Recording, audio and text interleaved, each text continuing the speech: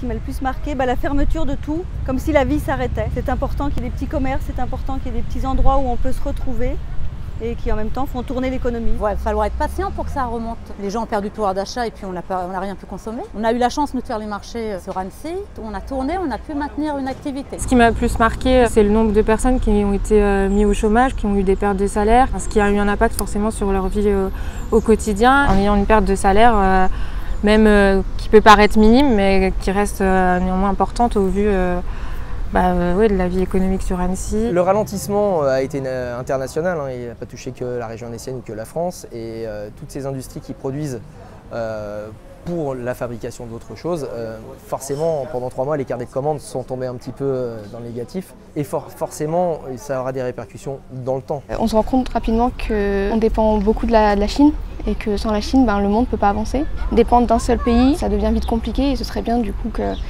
chaque pays ait sa propre économie à lui. Ça fait presque 10 ans qu'on parle de crise, et là, il y a un gros problème, tout le monde remet de l'argent, tout le monde partout, et c'est pas juste des millions. Si ça a été fait là maintenant, pourquoi ça n'a pas été fait avant? J'espère qu'ils ne vont pas remettre en cause tous nos acquis sociaux qu'on a depuis des années, c'est-à-dire ne serait-ce que les 35 heures déjà, en sachant qu'ils peuvent très bien prendre le prétexte de dire on est sorti d'une crise, on a dû se serrer la ceinture, donc il va falloir travailler plus, peut-être gagner moins, mais c'est pour redresser l'économie. Ce qui m'inquiète le plus, c'est pour les jeunes. Ils ont perdu un petit peu d'insouciance, ils vont faire 2 fois plus, et ils ont déjà ça à supporter.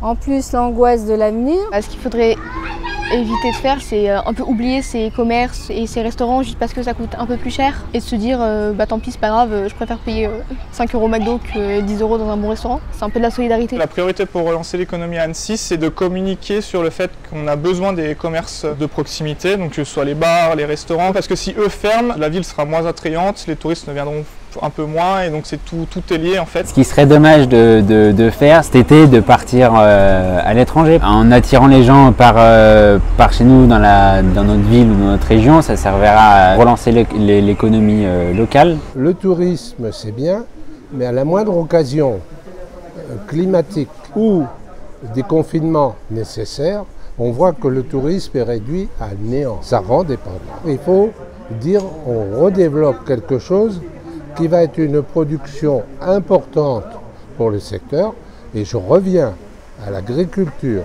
au maraîchage. On parle de Renault en ce moment, c'est une catastrophe ces boîtes qui ferment, les gens sont investis dans leurs entreprises, il faudrait qu'elles perdurent. Le dynamisme de la région annécienne risque d'en prendre un petit coup. La Suisse, qui va être en récession tout comme la France, peut tout simplement virer les gens du jour au lendemain.